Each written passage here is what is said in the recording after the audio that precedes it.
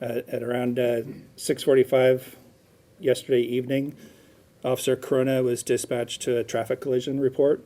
The collision involved three vehicles. It occurred on 5th Street between C and D Street, which is, 5th Street's one of the main arterials here in Davis. The three vehicles were damaged.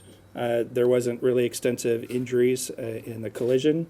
The Davis Fire Department responded along with an ambulance. This was basically just a routine traffic collision, investigation.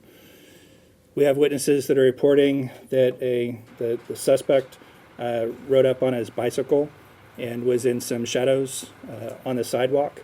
And Officer Corona was in the street in between two vehicles involved in the collision.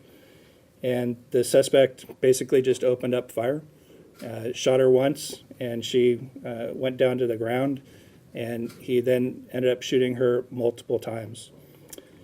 At that point, he unloaded a magazine, so he expended all the rounds in a magazine, reloaded, and then started shooting in another direction. Several bullets hit a fire truck. Other bullets went across the street. At least one house was struck. We have a report that a bus that was going by was also struck with a bullet. And we have information that came in today that a person who was wearing a backpack, the backpack was struck with a bullet. Nobody else was injured other than Officer Corona. As he expended all the ammunition in that magazine, he then reloaded and went towards one of the fire rescue squads.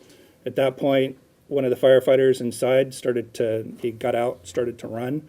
The suspect shot towards the firefighter. One round hit him in the boot. He was not injured.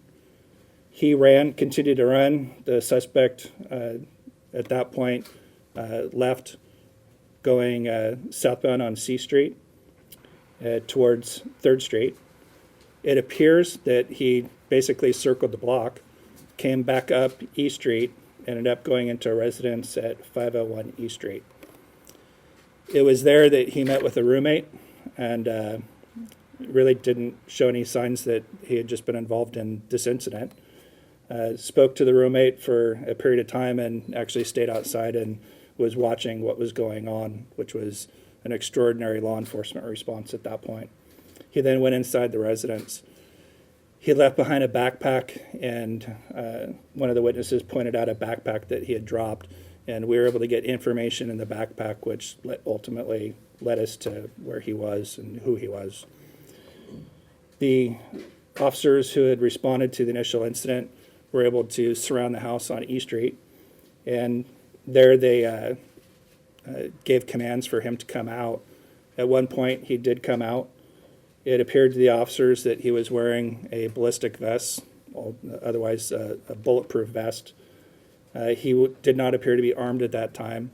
He shouted some stuff, went back in, and ended up coming out again wearing a vest and had a firearm. At that point, he went back inside the residence. It appears that he pushed a couch in front of the door, and shortly thereafter, officers reported hearing a gunshot coming from inside the residence. We were able to eventually make entry into the residence using a robot. We didn't want to send any personnel inside. The robot has a camera on it, and eventually we came across the subject, and he was deceased.